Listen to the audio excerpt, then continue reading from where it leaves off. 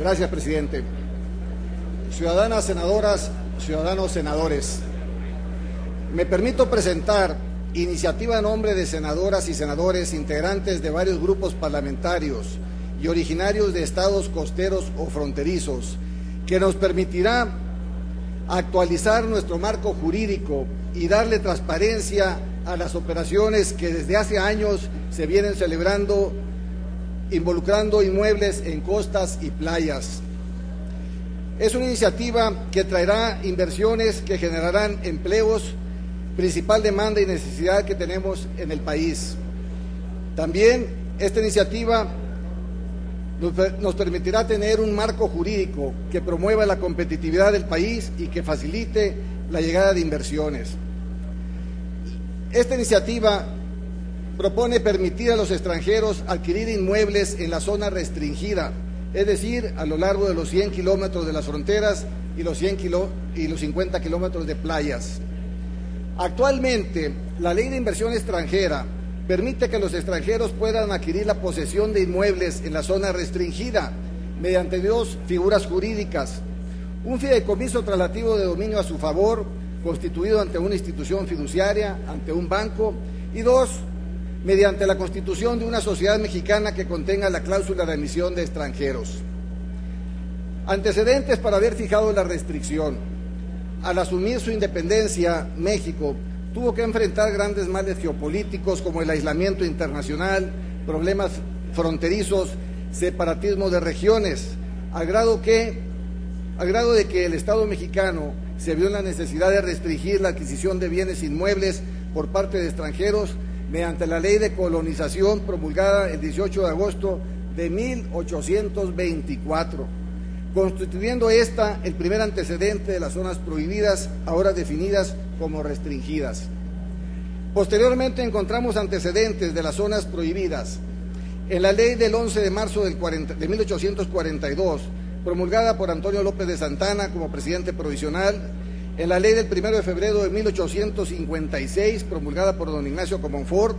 y en la Ley del 28 de mayo de 1886, expedida por el Congreso de la Unión a iniciativa del entonces presidente de la República, general Porfirio Díaz. La prohibición contenida en los antecedentes señalados fue recogida también por el Congreso Constituyente de Querétaro de 1917, que la plasmó en el artículo 27 constitucional hoy vigente. De la lectura de los antecedentes históricos y legislativos, la justificación de la zona restringida originalmente obedeció a la necesidad de proteger la soberanía y territorios nacionales ante la posibilidad de que se actualizara un nuevo evento de colonización por parte de extranjeros en zonas limítrofes por otras naciones.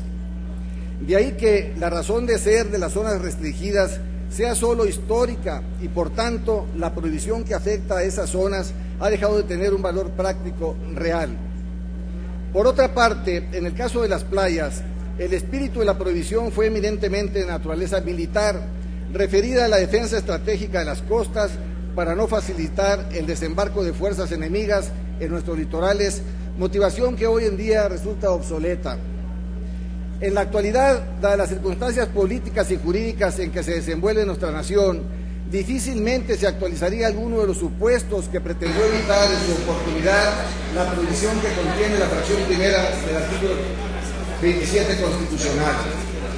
No debe pasarse por alto que el acceso a la propiedad de bienes inmuebles a extranjeros en zonas urbanas o playas obedece generalmente a fines turísticos o de recreo, circunstancia que no representa de modo alguno peligro para la soberanía o para el territorio de la nación.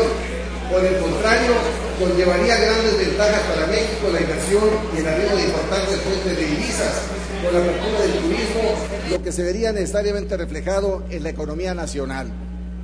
Adicionalmente, la eliminación de la prohibición de que se trata en las zonas fronterizas del país permitirá indudablemente el crecimiento de la actividad comercial en beneficio de sus habitantes, particularmente por lo que se refiere a los mercados de bienes inmuebles y turístico, merced a la inversión extranjera que indudablemente atraerá en torno a ciertas zonas urbanas y otras de interés general para inversionistas. La experiencia internacional ha demostrado que la inversión extranjera precisa de una serie de condiciones adecuadas para arraigarse en las economías domésticas, Así, la continuidad del flujo de capitales a un país depende en buena medida de factores como la estabilidad de su política económica, la existencia de reglas claras y permanentes en materia de inversión, la vigencia de tasas impositivas competitivas a nivel internacional, la ausencia de regulaciones económicas excesivas y la capacidad de acceso a otros mercados. En tal virtud, amerita reformar la fracción primera del artículo 27 constitucional, máxime cuando con ella se verá beneficiada la economía del país, sin que ello signifique la invasión a la soberanía o al territorio nacional. De la lectura del artículo 27 constitucional vigente, destaca la cláusula Calvo en la fracción primera, la cual se dio por motivo de la intromisión de las misiones diplomáticas, inclusive el uso de la fuerza en los asuntos internos del país, que se había propiciado a través de la adquisición de inmuebles por extranjeros. En este sentido, igualmente, se considera que la cláusula Calvo debería desaparecer como consecuencia de la evolución histórica y jurídica del derecho, toda vez que la protección diplomática, que es su causa eficiente, no tendría ya lugar en un sistema en el que los individuos a los que se habrá de proteger tienen garantizado el derecho de acudir ante instancias jurisdiccionales internas e incluso recurrir a tribunales internacionales. Por lo anterior, se considera que hoy existen las condiciones necesarias para promover la reforma a la fracción primera del artículo 27 de la Constitución Política